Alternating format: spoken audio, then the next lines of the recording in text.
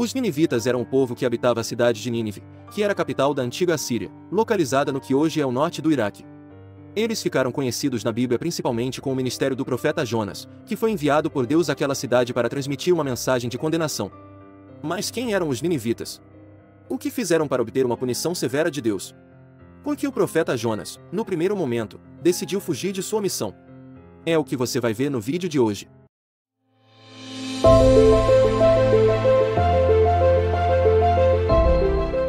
Olá, seja bem-vindo a mais um vídeo do canal 5 Minutos da Bíblia. Não esqueça de apoiar o canal se inscrevendo e ativando o sininho para ser avisado assim que sair vídeo novo. Nos livros de Jonas e Sofonias, a Bíblia traz algumas informações interessantes sobre como era a vida dos ninivitas, além de também destacar a grandeza daquele lugar e registra o quão numerosos eles eram. Os ninivitas viviam em um centro religioso e administrativo que contava com um forte comércio. Por causa dos lendários governantes que passaram por ali, os ninivitas estavam habituados a ver grandes palácios e construções em sua cidade. O sítio arqueológico na região da antiga Nínive e escritos antigos também fornecem detalhes importantes sobre como viveu o povo que habitou aquela terra. Primeiro, os ninivitas eram muito idólatras. A vida na cidade de Nínive estava intimamente ligada ao culto a Ishtar, a deusa da fertilidade e da guerra. Mas além dessa divindade, os ninivitas também adoravam a outros deuses como Nabu e Nisroque. Segundo, os ninivitas, como parte do Império Assírio, ficaram muito conhecidos na história por sua crueldade. Inclusive, esse povo e sua cidade são apresentados como a personificação da crueldade, da brutalidade e do mal. As atrocidades cometidas pelos assírios mostram que eles estavam entre os povos mais sanguinários da antiguidade. De acordo com registros históricos, os ninivitas se orgulhavam de executar suas vítimas para depois expor seus corpos destroçados publicamente. Em certos períodos da história dos ninivitas, parece ter sido comum entre eles algumas práticas de tortura. Além da violência física, a injustiça social também era outra marca dos ninivitas. Portanto, o povo ninivita ficou conhecido por sua desonestidade, arrogância, impiedade e falta de escrúpulos. Além disso, eram muito materialistas e tinham um desejo insaciável por poder e domínio. E para satisfazer esse estilo de vida impiedoso, muitas vezes recorriam às guerras. Por isso, Deus decidiu enviar o profeta Jonas para transmitir uma mensagem de condenação. Jonas viveu numa época em que Nínive estava em seus dias de glória e contava com a temida máquina de guerra síria. Mas conforme lemos o texto bíblico, Deus enviou o seu profeta àquela cidade para pregar aos ninivitas, pois a maldade daquele povo era muito grande. Jonas foi relutante em cumprir sua missão. A verdade é que ele sabia que a mensagem de juízo divino sobre os ninivitas também dava oportunidade para aquele povo iníquo se arrepender. A Bíblia diz que Jonas se dispôs, mas para fugir da presença de Deus, para Tarsis, e tendo descido a Jope, achou um navio que ia para Tarsis, pagou a passagem e embarcou nele, para ir com eles para Tarsis, para longe da presença de Deus. A Bíblia não deixa claro quais foram as motivações de Jonas, mas lendo o livro todo, parece que ele nutria algum rancor muito profundo pelos assírios, provavelmente pelo fato de que o Império Assírio por vezes oprimiu o povo de Israel. Pode ser que algum familiar de Jonas tenha sido levado cativo ou morto pela crueldade dos assírios, ou que Jonas tenha testemunhado essa crueldade e julgado que eles já estavam além da graça de Deus. O fato é que ele achava que Deus estava errado em tentar salvar aquele povo impiedoso. Jonas fugiu da presença de Deus, ou pelo menos se enganou achando que podia. O chamado de Deus levou Jonas a um estado de profunda depressão. Era um chamado bastante difícil para ele. O profeta realmente pensava que, se não pregasse, Deus manifestaria a sua ira e destruiria a capital assíria, livrando Israel da opressão dos seus inimigos. A Bíblia segue o relato dizendo que em alto mar, o navio em que Jonas estava foi atingido por uma violenta tempestade. Os marinheiros tentaram de tudo para manter o navio à tona, jogaram a carga e clamaram aos seus deuses por livramento.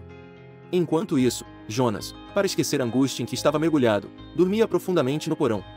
Os marinheiros sentiram que essa tempestade era muito estranha, e recorreram às suas superstições para descobrir quem teria causado essa tempestade. Deus se valeu do método para determinar o culpado, de modo que a sorte caiu sobre Jonas.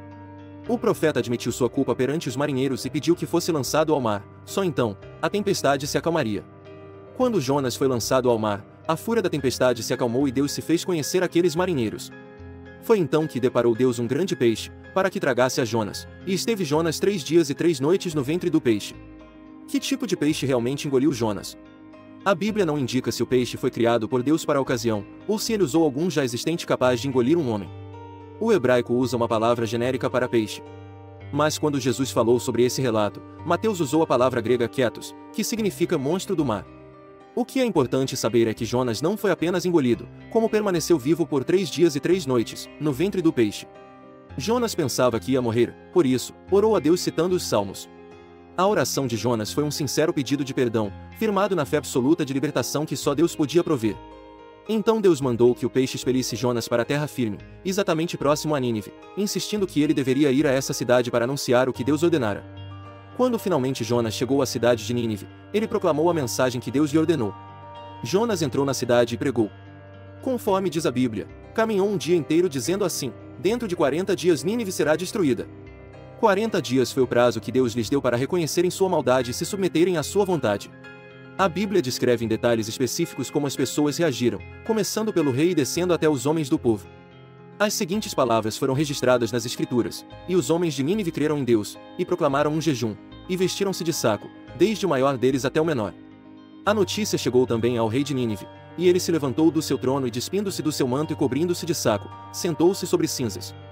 E fez uma proclamação, e a publicou em Nínive, por decreto do rei e dos seus nobres, dizendo: não provem coisa alguma, nem homens, nem animais, nem bois, nem ovelhas, não comam, nem bebam água, mas sejam cobertos de saco, tanto os homens como os animais, e clamem fortemente a Deus, e convertam-se, cada um do seu mau caminho e da violência que há nas suas mãos. O resultado foi exatamente o que Deus desejava e Jonas temia. Os ninivitas, dos mais poderosos até as pessoas comuns, se arrependeram. Enquanto a história de Jonas e suas reações aos atos divinos seja o ponto principal do pequeno livro conhecido pelo nome do profeta, a história de Nínive é de grande significado. Ao invés de esta atitude do povo de Nínive e do próprio Deus levarem Jonas a se alegrar, tudo isso deixou Jonas aborrecido e muito irado. Os ninivitas creram verdadeiramente, e dessa fé veio o temor, que então os levou a jejuar e a vestir-se de saco. Foi assim que mostraram que estavam começando a se arrepender.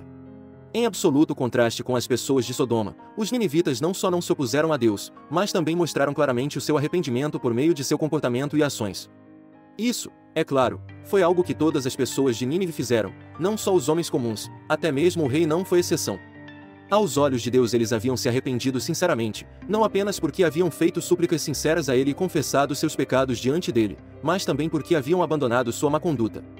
Quando Deus observou o verdadeiro arrependimento no coração dos ninivitas sem questionar e também observou que eles haviam deixado seus caminhos maus e abandonado a violência em suas mãos, ele mudou o seu coração.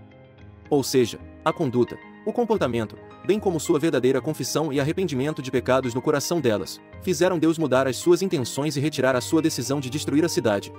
O que podemos aprender sobre esse relato? O livro de Jonas demonstra a soberania do Todo-Poderoso e como ele usa sua criação para realizar o plano divino. Deus pode controlar os elementos do clima e até mesmo os animais para que sua vontade seja realizada. Aprendemos também sobre o interesse de Deus em salvar as pessoas. Apesar de naquela época Deus ter escolhido Israel para ser o seu povo, a sua compaixão e interesse por todos os povos da terra foi abundantemente manifestada. Por fim, vemos que a experiência dos ninivitas foi uma prova de que a graça de Deus pode alcançar a pior das pessoas e que arrependimento é aceito por Deus desde que haja a ação de se afastar da má conduta. E você? O que mais aprendeu sobre esse relato? Deixa aqui nos comentários. Gostou do nosso vídeo? Não esqueça de apoiar o canal se inscrevendo e ativando o sininho para ser avisado assim que sair vídeo novo. Até logo!